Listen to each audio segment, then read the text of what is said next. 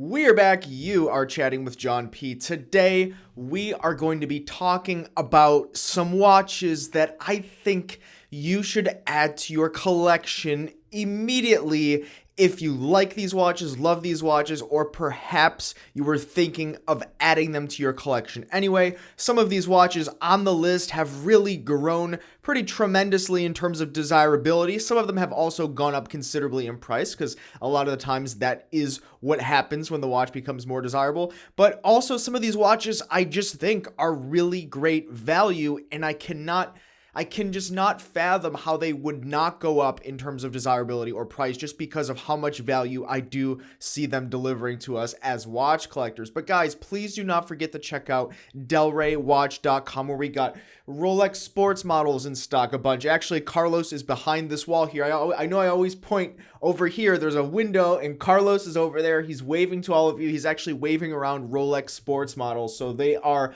live, maybe live at the time of this release at delraywatch.com, if not very shortly in the next day. On the wrist today, I have a new addition to my collection. You can see it on my Instagram, The Real John P. It is a vintage Le Coultre Valjoux 72 chronograph watch. I love this beautiful new old stock museum quality, as they say, though I'm not sure if JLC or what is now JLC actually has a museum, but if they did, the quality of this would put it on the shelf for sure. Check it out on my Instagram, The Real John P. So right away, the first watch that I think delivers so much value for anyone, including watch collectors, is the somewhat recently announced and released Longines, yes, Longines Avigation Big Eye Pilot's chronograph. Now, this watch is a little bit different than the older Longines Avigation chronograph, the Big Eye, as they called it. Now they actually call it the Big Eye, and it kind of just looks like it has big eyes with the subdials on the chronograph. But this watch is special in that it is titanium and has this beautiful, I think they call it petroleum colored dial, but it's kind of like almost a hammer finish, but a blue kind of speckled finishing. I'm not sure exactly what you call it, but they call it a petroleum dial, I believe. It is really beautiful, and you can see that it looks different in different forms of light. I've watched videos on it. I haven't held it. I think I'm actually probably going to purchase this watch as an impulse buy. But interestingly enough, it really does pack a punch. Now, the watch itself features a column wheel chronograph instead of the more approachable or cheaper version of actually pulling off the chronograph mechanism. The cam, or the kind of the lever system that they use, is actually a column wheel, so it's used the same method of actuating the chronograph is used all the way up to Patek Philippe and all the other greats. But what's interesting about this watch and this movement is it's actually the base movement that was used to develop Omega's coaxial 3300 movement. And you're getting this at a price point of $3,225 here. I'm just looking at my notes. I still cannot believe that they're asking so little for a column wheel chronograph movement with a quality in the terms of the case construction, the dial creation, even surpassing IWC equivalent, in my opinion. You can look at this IWC Pilot. I think the most approachable Pilot that IWC has is somewhere around $5,500. I mean, we're looking at a pretty large price disparity, in my opinion. Sure, it's not quite there in terms of IWC name prestige. And when we're talking about luxury goods, yes, that is a very important factor, right? Consider what's going on with Rolex watches. And certainly we'll talk about a whole bunch of watches here that are just higher quality than most Rolex watches. And I know that'll be a controversial point. Love to hear what you have to say about that in the comments below. But nonetheless, this is a no-brainer in my opinion. Longines, not a quick-moving brand. You could probably get 30% off on this watch. I believe no problem. At least if you hunt around a little bit and go to your local authorized dealer, you could probably get this watch for $2,000, $2,200. Column wheel chronograph with this type of dial, titanium 41 millimeters pilots. Guys, I can't say enough about this. This needs to be in someone's collection right away. Next, we have H. Moser. This is a brand that I've talked about a lot. Federico has talked about it a lot. I know if you watch my channel specifically, then you know that I've kind of lost touch with the brand. I do feel like in some of their lines, they've kind of lost what was the original spirit of the brand, which was everything done to the absolute highest quality. They're still extremely high quality watches, but I feel like in the movements that they used on the Pioneer line, the stainless steel line, that it just wasn't there in terms of the decoration on the movement. Then again, kind of a sports watch. That do you really have to have the most finely decorated movement? I'm just comparing it to the Moser that I owned, and I actually sold the Moser Mayu in white gold. We actually have either a yellow or a rose gold variant, maybe the chocolate dial or maybe the other dial variant. Nonetheless, I think we might have one at Del Rey. But just comparing the movement finishing on those older Moser, they really came out strong in 2002, and then I think in 2012 is when the Milan family, now the leader or the president of the company, Edouard Milan, from the family, is running it. But I kind of feel like it changed a little bit, though it might not be for bad reasons, right? It could have just been the actual necessity to keep the company floating and still make an attractive product at a quality that works for the number. So, I don't have insight into that, but nonetheless, really great watch. And I'm seeing a lot of players and collectors snatch these H. Moser watches up, and they're going pretty quickly. A couple of years ago when I bought my H. Moser Mayu in white gold, I think I paid $6,000 pre-owned, and now the same watches go for $10,000 plus. That shows the demand increase, as well as these used to be all over the forums. They only produce 1,500 watches a year, but people would get them, they'd get bored, and then they'd move on. And that was kind of why, personally, I thought Moser was such a great value. And that great value is weaning every day as the demand goes up, because they're holding better price. They're pushing the prices upwards, and people are paying them. Collectors are paying them in the market. They think it's going to be the next Journe. A couple of really big players in the industry that pushed Journe in the earliest days that really made it into what it is today. They're also seem to be doing that with Moser as well. So if you're on the fence about a Moser, you want to speculate, get your hands a little bit dirty with this brand, I would say H. Moser now is probably the last time to get on the train. Next, we have Big Al Silberstein, Alan Silberstein. I always get made fun of by the way I pronounce him, call him Big Al.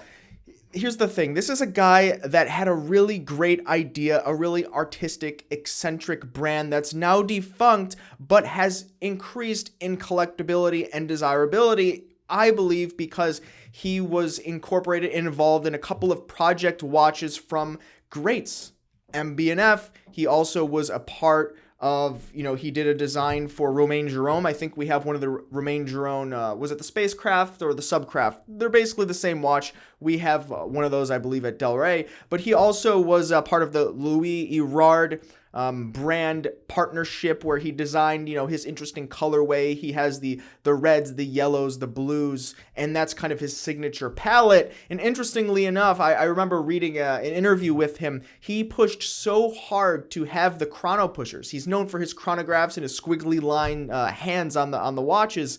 He pushed so hard to have the chrono pushers to be different shapes. He has a triangle, a square, and a circle or a cylinder, a prism and a cube, I guess you could say. But nonetheless, he tried really hard to do that. First couple iterations of his watches, couldn't do it eventually because the production was just too high. They couldn't, make it consistently, the shapes in the cases. I don't know. Watchmaking has come so far since the early 90s in terms of construction of cases of watches, but he eventually pulled that off, and that's what he's known for. These watches, no one wanted them a few years ago. Now everyone wants them.